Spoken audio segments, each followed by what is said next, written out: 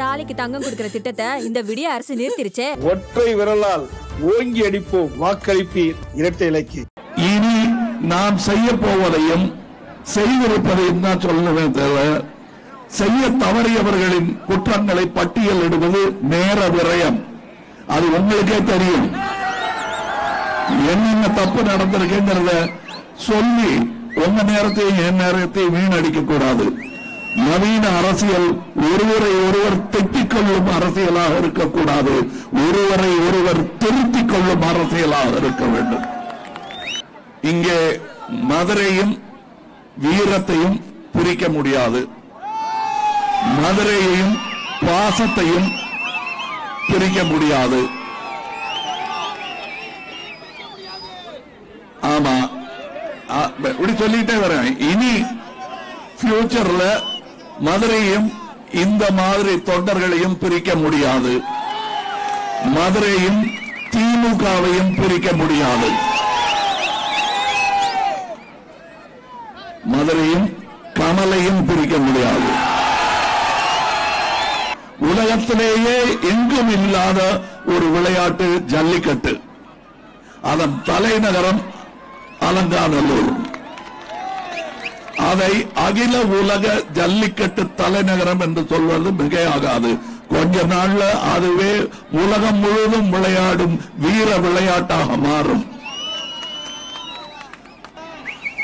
இதில் எனக்கு என்ன லாபம் என்று கேட்டால், மதுரைக்கு லாபம் என் லாபம், மக்களுக்கு லாபம் என் லாபம். இப்படி நினைத்தால்தான் நாளை நமதாகும், நாளை நமது. ஒண்ணும் இல்லைங்க. இவர் போடிக்கு தண்டவாளத்தை நீட்டினாரு, இங்கே வர்த்தகம் பெருகியது. நீங்கள் இங்க இன்டர்நேஷனல் விமான நிலையத்தை கொண்டாங்க, மதுரை எங்கே போய் நிற்கிறது என்று பாருங்கள். மொழியை திணிக்காதீர்கள். இங்கே வியாபாரத்துக்கு தேவையான இந்தியை மதுரை மக்களுக்கு பேச தெரியும். இங்க பானிபூரி விற்கிற வடநாட்டுக்காரருக்கு வியாபாரத்திற்கு தேவையான தமிழ் பேச தெரியும். அது போதுமானது. அதற்கு மேல் என் மொழியை விட்டு விட்டு அரசனை நம்பி புருஷனை கைவிட முடியாது ஐயா. இங்கே மலைச்சாமிபுரத்திலே ஒரு சின்ன படிப்பகம் ஒன்று செய்திருக்கிறோம். அது எங்கள் பெருமை. நான் ஏன் அரசியலுக்கு வர வேண்டும் என்று தீர்மானித்தேன் என்றால், நல்லது செய்ய வேண்டும் என்றால் கூட அனுமதி பெற வேண்டும். நல்லது செய்ய வேண்டும் என்றால் கூட அனுமதி பெற வேண்டும். அரசியல் ஒரு பலம். நல்லவர்கள் நல்லது செய்ய அரசியலுக்கு வர வேண்டும் என்பதை புரிந்து கொண்டுதான் இங்கே மலைச்சாமிபுரத்தில் கட்டியிருக்கும் நம்மவர் படிப்பகம் போல் பல செய்ய வேண்டும் என்ற ஆசை. அதற்காகத்தான் நான் அரசியலுக்கு வந்தேன். இவர் வந்த காரணமும் அதற்காகத்தான். இதுல இவரை பத்தி சொல்லணும்னா, வழக்கமா என்ன கேட்பாங்க, அரசியலுக்கு ஏன் வந்தீங்க, நீங்க எப்படி கையெழுத்து போட போறீங்க முதல்ல போது, ஐ ஆம் எ பொலிட்டிக் கல்ச்சரிஸ்ட், வித்தியாசமான அரசியல் செய்ய வந்திருக்கிறேன் என்று பெருமையாக மாறுதட்டிக் கொண்டேன். அதற்கானபடி ஆதாரங்கள் இருக்கிறதா என்றால் இருக்கிறது. இனி நாம் செய்ய போவதையும் செய்திருப்பதையும் தான் சொல்லவே தவிர செய்ய தவறியவர்களின் குற்றங்களை பட்டியலிடுவது நேர விரயம். அது உங்களுக்கே தெரியும். என்னென்ன தப்பு நடந்திருக்குங்கிறத சொல்லி உங்க நேரத்தையும் என் நேரத்தையும் வீணடிக்க கூடாது. நவீன அரசியல் ஒருவரை ஒருவர் திட்டிக் கொள்ளும் அரசியலாக இருக்கக்கூடாது, ஒருவரை ஒருவர் திருத்திக் கொள்ளும் அரசியலாக இருக்க வேண்டும். அதனால் நான் சொல்லுகிறேன், இவர் செய்ததை சொல்லுகிறேன். கோவிட் என்ற காலகட்டத்தில் ஒரு சாதாரணமாக ஒரு எம்பிக்கு கிடைக்க வேண்டிய 5 கோடி ரூபாய் ஒதுக்கீடு கூட இல்லாத நேரத்தில் பல நல்படிகளை செய்திருக்கிறார் உங்கள் ஆள், நம்ம ஆள். அவரை இன்னொரு வாய்ப்பு கொடுக்க வேண்டியது உங்கள் கடமை. இந்த வட்டாரத்துக்கு நீங்கள் செய்யும் நல்லது. இவர் நல்ல எழுத்தாளர், காவல் கோட்டம் போன்ற பெரிய நாவல்களை எழுதியிருக்கிறார் என்றதெல்லாம் சொல்வதை விட ஒரு இடத்துக்கு பம்பு செட்டு போட்டு கொடுத்திருக்காரு, ஒரு விவசாய ஊருக்கு ரயில் பாதை அமைச்சு கொடுத்திருக்காரு. இவர் செய்த நற்பணிகளை எல்லாம் திரட்டி ஒரு வீடியோ ஆவணம் செய்திருந்தார்கள், ஒரு வீடியோ ஆவணம் பண்ணியிருந்தாங்க. அதை வெளியிடும் பெருமை எனக்கு கிடைத்தது. நான் சொல்லுவது மிகை என்றால் திருத்திக் கொள்கிறேன். ஆனால் இந்தியாவிலேயே இப்படி தான் செய்த விஷயங்களை பட்டியல் போடும் அளவிற்கு வேலை செய்த எம்பிக்கள் யாரும் இருப்பதா எனக்கு தெரியவில்லை. என்னுடைய இந்த பாராட்டை திருத்த வேண்டிய அவசியம் இருக்காது என்பது எனக்கு தெரியும். இருந்தாலும் அவை நாகரீகம் கருதி நான் அதை சொல்லுகிறேன்.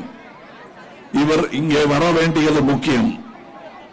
தோழர் சு. வெங்கடேசன் அவர்கள் 300 கோடிக்கு மேல் கல்வி கடன் ஏற்பாடு செய்து கொடுத்திருக்கிறார். இவருக்கு கிடைத்த 5 ஆண்டுகளுக்குள் பல பேருக்கு கல்வி வாய்ப்பை ஏற்படுத்தி கொடுத்திருக்கிறார். இன்னும் சொல்ல போனால் இவருக்கு ஒரு பட்டமே இருக்கிறது, கீழடி நாயகன் என்று.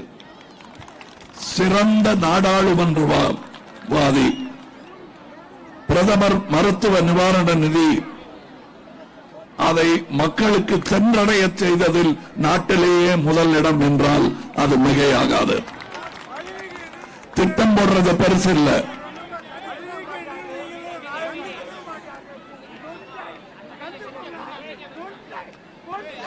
சரி சரி, தோழர் உணர்ச்சி வசப்படுறாரு.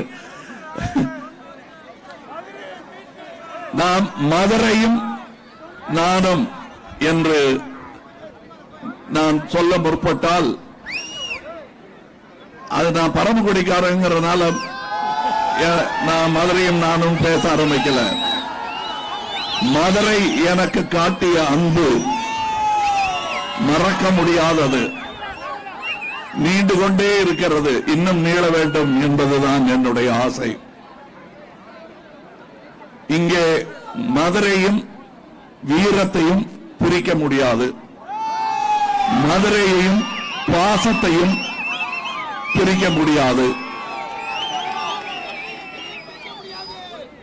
ஆமா, இப்படி சொல்லிட்டே வரேன். இனி ஃபியூச்சர்ல மதுரையும் இந்த மாதிரி தொண்டர்களையும் பிரிக்க முடியாது, மதுரையும் திமுகவையும் பிரிக்க முடியாது, மதுரையும் கமலையும் பிரிக்க முடியாது. அது எப்படிங்க நீங்க மாட்டுக்கு உங்களையும் சேர்த்து சொல்லிக்கிறீங்களா? நான் சொல்லிப்பேன், அது என் உரிமை, அதை கொடுக்க வேண்டியது உங்க உரிமை. கடமைன்னு சொல்ல மாட்டான், இது ஏன் கடமை, உங்க உரிமை, அப்படி பிரிச்சுக்கலாம். இங்கே இதை ஒரு பெரிய நகரமாக மாற்றிய பெருமை கலைஞர் அவர்களை சேரும். இதை மாநகராட்சியாக உயர்த்தினார் கலைஞர் அவர்கள்.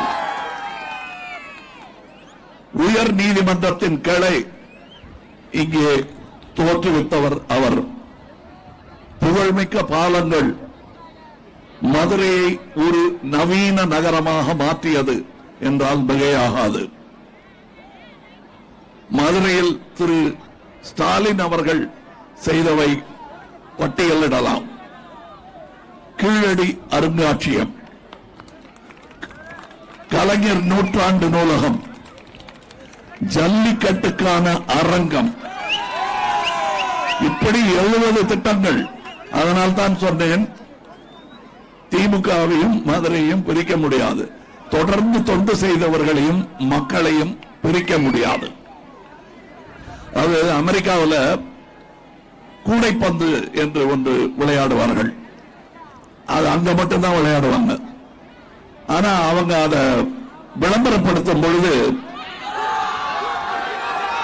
அகில உலக கூடைப்பந்து, அவங்களே ஜெயிச்சுப்பாங்க, அவங்களே போட்டுப்பாங்க, கொஞ்சம் நாங்கெல்லாம் கிண்டல் அடிச்சிருக்கோம். ஆனால் அவர்கள் கனவு நிஜமாகிவிட்டது. அப்படி உலகத்திலேயே எங்கும் இல்லாத ஒரு விளையாட்டு ஜல்லிக்கட்டு. அதன் தலைநகரம் அலங்காநல்லூர். அதை அகில உலக ஜல்லிக்கட்டு தலைநகரம் என்று சொல்வது மிகையாகாது. கொஞ்ச நாள்ல அதுவே உலகம் முழுவதும் விளையாடும் வீர விளையாட்டாக மாறும். அதாவது எங்களுக்கு கொடுக்க வேண்டிய பட்ஜெட்ல கொஞ்சம் கொடுங்கன்னு கேட்டாலே கொடுக்க மாட்டேங்கிறாங்க. கீழடிக்க அருங்காட்சியகம் வைன்னா அவங்க வைக்கவா போறாங்க. ஆனா ஒன்று சொல்லிக் கொள்ள விரும்புகிறேன், கீழடியின் கலாச்சாரத்தை சொல்லுவது வெறும் மதுரையின் தமிழர்களின் கலாச்சாரம் அல்ல, மனிதர்களின் கலாச்சாரம். உலகத்தின் கலாச்சாரத்தில் ஒரு பகுதி. அதை போற்றி காப்பாற்ற வேண்டியது நம் கடமை. தமிழ்நாடு விளையாட்டுக்கு ஒரு தலைநகரமாக வேண்டும் என்று என் தம்பி மாண்புமிகு அமைச்சர் உதயநிதி ஸ்டாலின் அவர்கள் முயன்று கொண்டிருக்கிறார். அவர் முயற்சி எல்லாம் வெற்றி பெற வேண்டும் என்று வாழ்த்துவதோடு நடந்தே தீரும் என்னும் நம்பிக்கை எனக்கு இருக்கிறது என்பதையும் சொல்லிக் கொள்ள விரும்புகிறேன். அதாவது நல்லவர்கள் கையில் ஆட்சி கிடைத்தால் என்ன ஆகும் என்பதை நான் சொல்லியிருக்கிறேன். இந்த மாதிரி ஆட்கள் கையில அரசியல் பலத்தை நீங்கள் கொடுத்தால் ரயில் போக வேண்டிய இடத்துக்கு போய் சேரும், தண்ணி தாகத்துக்கு தவிக்கும் வாய்க்கு போய் சேரும், கல்வி அதற்காக காத்திருக்கும் மக்களுக்கு போய் சேரும்.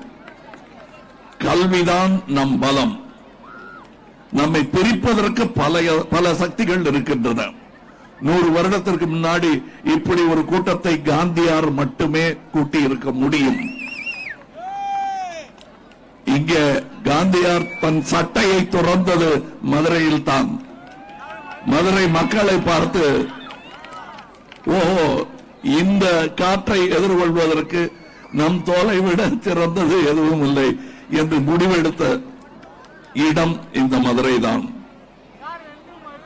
இங்கே நாம் செய்து கொண்டிருக்கும் நல்லவைகள் நாடெங்கும் பரவ வேண்டும் என்பதுதான் ஆசையே தவிர, நீங்கள் செய்யவில்லை என்று சுட்டிக்காட்டுவதை விட இங்கே செய்திருக்கிறோம்.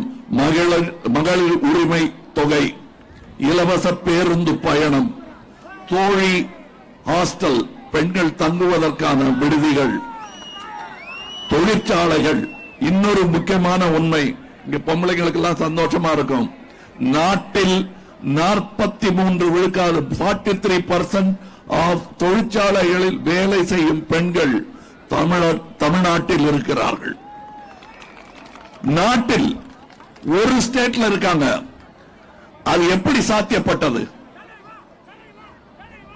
அது ஒரு நல்ல அரசியல் நடந்தால்தான் சாத்தியப்படும். சரி, இத்துடன் முடித்துக் கொள்ளலாமா? அப்ப சும்மா இருக்கணும். தம்பி, உன்னால் முடியும், சும்மாரு.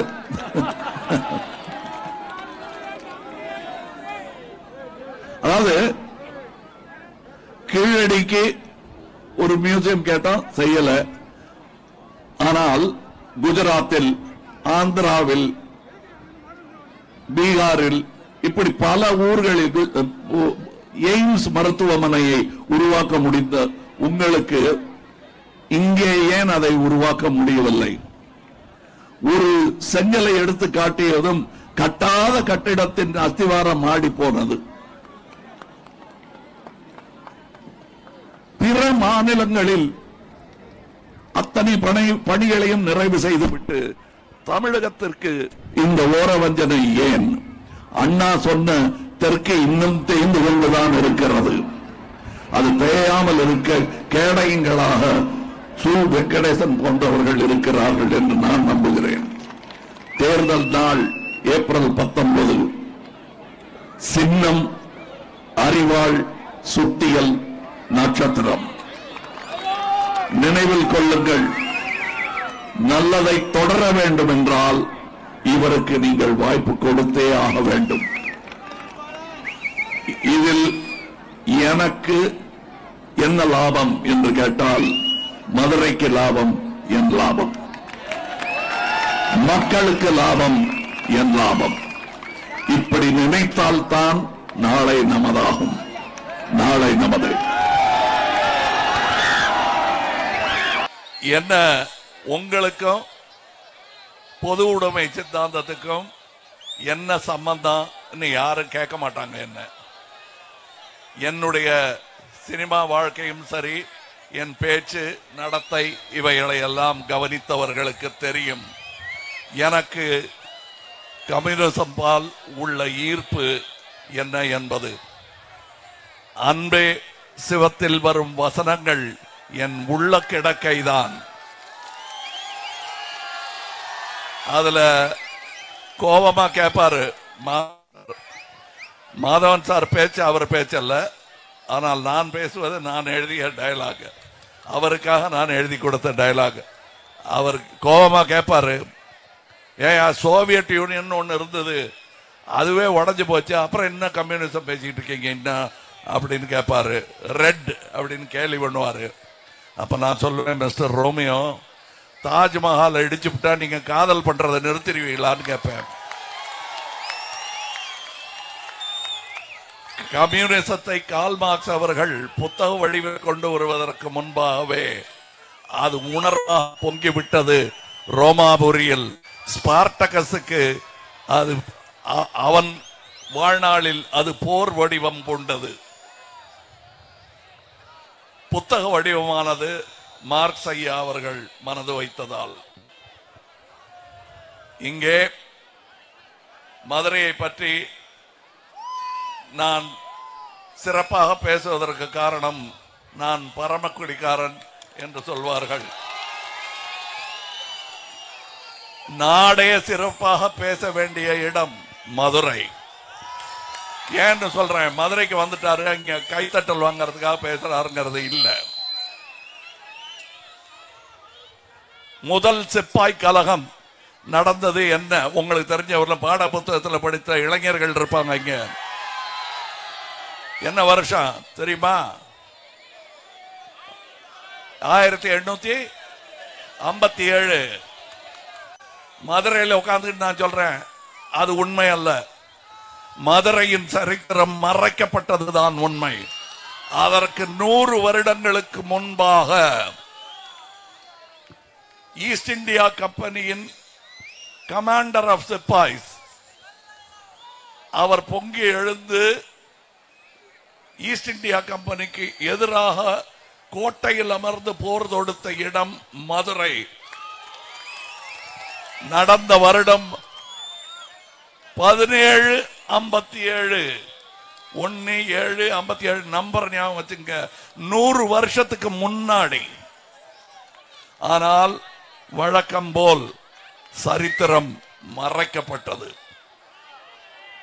ஆனால் மக்கள் இன்னும் மறக்கவில்லை. அதை மக்கள் மறக்கவில்லை. இன்றும் மதுரையில் திகழும் கான்சா மேட்டு தெரு என்பது அந்த சரித்திரத்தை சொல்லும். அந்த கான்சா மதுரை மீனாட்சி அம்மன் கோவிலை புனர் நிர்மாணம் செய்தவர். அப்படிப்பட்ட பன்முக தன்மை கொண்ட ஊர் இது. இங்க எங்களுக்கு ஏதாவது கொடுங்கன்னு கேட்கல, எங்களுக்கு சேர வேண்டியதை கொடுங்கன்னு தான் கேட்கிறோம். கீழடி எங்கள் பெருமை மட்டுமல்ல, நாட்டின் பெருமை, உலகின் பெருமை. அது மனித வரலாற்றின் ஒரு பகுதி. அதை கொடுக்கறதுல உங்களுக்கு என்ன கஷ்டம்? சரி, நீங்க செம்மொழியான சம்ஸ்கிருதத்திற்கு நிறைய பணம் ஒதுக்குகிறீர்கள். அதற்கு நிகரான செம்மொழி எம் தமிழ் மொழி. அதை மதுரை மண்ணில் சங்கம் வைத்து தமிழ் வளர்த்த மண்ணில் ஒரு சக எழுத்தாளர், சிறந்த எழுத்தாளருடன் நின்று கொண்டு இந்த கோரிக்கையை வைப்பதில் பெருமை கொள்கிறேன்.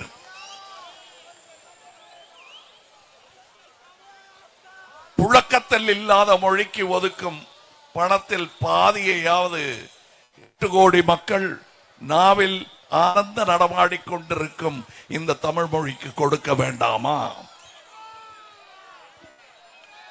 அப்ப அண்ணா சொன்னது நிஜமாகதில்ல. தெற்கு தேவையில்லை, தேய்க்க பார்க்கிறீர்கள், செய்யாதீர்கள். தயவு செய்து அதை செய்யாதீர்கள். இது உறங்கா நகரம், தாலாட்டு பாடினாலும் தூங்காது. மக்களை பிளவுபடுத்தி அது வேற இது வேறன்னு சொல்லி பிளவுபடுத்தினால் பிளவுபடாது. இங்கே மதுரையில் நின்று கொண்டு சொல்லுகிறேன், இந்திய எம்பிக்களிலேயே தான் செய்த நற்பணிகளை பட்டியலிட்டு புத்தகமாக போடக்கூடிய தைரியமும் நேர்மையும் உள்ளவர் இவர். இங்கே கட்சி வரைகோடுகளை எல்லாம் கடந்து நிற்பதற்கான காரணம் இந்த நேர்மையும் நம் நாட்டின் தேவையும். 5 ஆண்டுகளில் 150 வெற்றிகள் என்ற ஒரு புத்தகத்தை இவர் வெளியிட்டிருக்கிறார். மக்கள் ஊழியன் என்ற ஆவணப்படம் ஒன்றை வெளியிட்டிருக்கிறார். அதை வெளியிடும் பெருமையை எனக்கு தந்தார். நன்றி. இங்கே தமிழுக்கு, கலாச்சாரத்திற்கு, ஏன் தமிழர்களின் ஆரோக்கியத்திற்கு கூட நீங்கள் மதிப்பளிக்க தவறினீர்கள் என்பதை சுட்டிக்காட்டித்தான் ஆக வேண்டும். மற்ற மாநிலங்களில் எல்லாம் குஜராத், பீகார், ஆந்திரா போன்ற எல்லா இடங்களிலும் எய்ம்ஸ் மருத்துவமனை வந்த பின்பும் இங்கே ஒரு செங்கலை தம்பி உதயநிதி எடுத்துக்காட்ட வேண்டிய அவசியத்தை நீங்கள் தான் ஏற்படுத்தினீர்கள். கட்டாத கட்டிடத்தின் அஸ்திவாரம் ஆடி போனது. கட்டி கொடுங்கள், இல்லை என்றால் தமிழகம் கட்டிக்கொள்ளும். அதற்கான ஆரம்ப வேலைகள் தமிழகம் எங்கும் நடக்க துவங்கிவிட்டன. அதாவது ஜல்லிக்கட்டு அதெல்லாம் பண்ணாதீங்க, மாட்டை கொடுமைப்படுத்தும் விஷயம் என்று புரியாத ஐரோப்பியர்கள் கோபித்துக் கொண்டார்கள். ஜல்லிக்கட்டுங்கிறது சமீபத்தில் வந்த பெயர், அதன் உண்மை பெயர் ஏறு தழுவுதல். அதுதான் அதோட பேரு. அதுலயே தெரியும், ஸ்பெயின் நாட்டில் ஈட்டி வச்சு குத்தி அது தோத்து போறது கூட இல்லை, செத்து போன மாட்டை சோறாக்கி சாப்பிட்றது தான் அந்த விளையாட்டு. இங்கே ஜெயிச்ச மாட்டை வீட்டுக்கு மாலை ஓட்டு கூட்டிட்டு போவோம். இதுதான் நம் வீர விளையாட்டு. மாண்புமிகு முதல்வர் ஸ்டாலின் அவர்கள் பல திட்டங்களை தந்தையார் வழியில் மதுரைக்காக போட்டு வைத்திருக்கிறார், செய்தும் இருக்கிறார். தம்பி உதயநிதி இங்கே உலக தரத்தில் ஒலிம்பிக் விளையாட்டு அரங்கம் அமைக்க வேண்டும் என்றெல்லாம் யோசித்துக் கொண்டிருக்கிறார். இந்த வட்டாரங்களில் அலங்காநல்லூர் சந்தேகம் இல்லாமல் ஏறு தழுவுதலின் உலக தலைநகரம். அதில் நீங்கள் பெருமை கொள்ள வேண்டும். அதற்கான எல்லா ஏற்பாட்டையும் இவர்கள் செய்ய துவங்கி விட்டார்கள் என்பது எனக்கு தெரியும். நானும் ஏறு தழுவியவன் தான், மதுரையையும் தான். அதிகாரம் இவர் போன்ற நல்லவர்கள் கையில் கிடைத்தால் உங்களுக்கு நன்மை ஏற்படும். நினைவுபடுத்திக் கொள்ளுங்கள், மறதி ஒரு தேசிய வியாதி. அது நமக்கு வராமல் பார்த்துக் கொள்ளுங்கள். தயவு செய்து என்றெல்லாம் சொல்ல மாட்டேன். உங்கள் நல்லதை எண்ணி நல்லவருக்கு ஓட்டளியுங்கள். இங்கே இது என்ன திராவிட மாடல் என்று கிண்டல் அடிக்கிறார்கள். இந்த திராவிட மாடலில் நன்மையை சொல்லுகிறேன். இந்தியாவிலேயே வேலைக்கு செல்லும், தொழிற்சாலைகளில் வேலைக்கு செல்லும் பெண்களின் எண்ணிக்கை 43 விழுக்காடு தமிழகத்தில் மட்டுமே உள்ளது. இது இந்திய அளவிலான கணக்கெடுப்பு.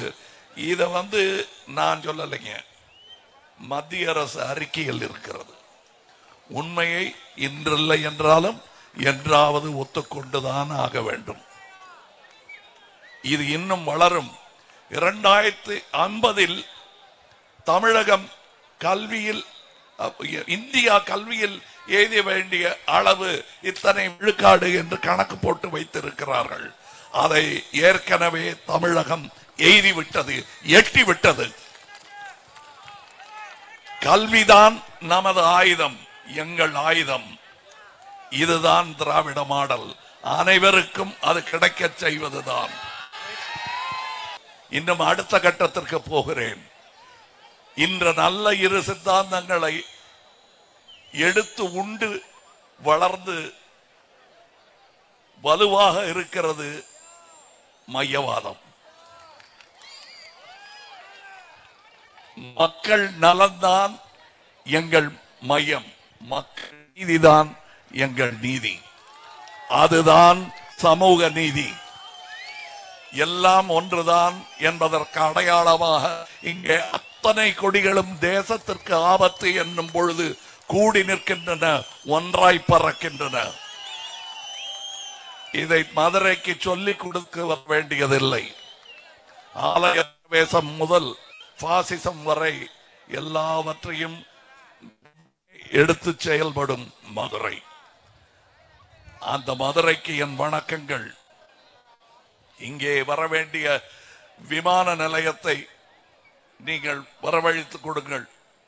இன்டர்நேஷனல் விமான நிலையம் வேண்டும் என்று கேட்டு எத்தனை நாளாகிவிட்டது. வந்தால் ஒண்ணும் இல்லைங்க, இவர் போடிக்கு தண்டவாளத்தை நீட்டினாரு, இங்கே வர்த்தகம் பெருகியது. நீங்கள் இங்க இன்டர்நேஷனல் விமான நிலையத்தை கொண்டாங்க, மதுரை எங்கே போய் நிற்கிறது என்று பாருங்கள். மொழியை திணிக்காதீர்கள். இங்கே வியாபாரத்துக்கு தேவையான இந்தியை மதுரை மக்களுக்கு பேச தெரியும். இங்க பானிபூரி விற்கிற வடநாட்டுக்காரருக்கு வியாபாரத்திற்கு தேவையான தமிழ் பேச தெரியும். அது போதுமானது. அதற்கு மேல் என் மொழியை விட்டு விட்டு அரசனை நம்பி புருஷனை கைவிட முடியாது ஐயா. அதனால் அதை செய்யாதீர்கள். அது உங்களுக்கு நல்லதல்ல, எங்களுக்கும் நல்லதல்ல. இப்ப இவங்க வேற மொழியே பேச மாட்டாங்களான்னா, எங்க மதுரைக்காரங்க எல்லாருக்கும் இந்தியை விட பெங்காலியில் நிறைய வார்த்தைகள் தெரியும். காரணம், தேசிய கீதம் பெங்காலியில் இருக்கிறது. பாச பரிசாக கொடுத்தால் ஏற்றுக்கொள்வார்கள். பிரச்சார பலம் என்று அழுத்தினால் திருப்பி அனுப்பி விடுவார்கள். இதுதான் நடந்தது, இதுதான் நடக்கும்.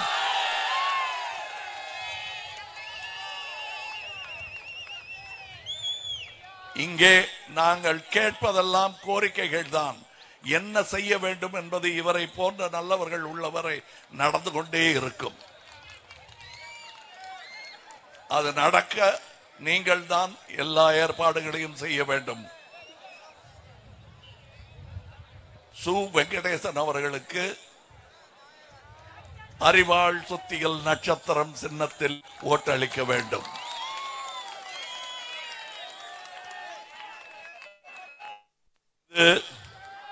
மக்கள் சித்தாந்தம், மைய சித்தாந்தம், உலக சித்தாந்தம். நாளை நமதே.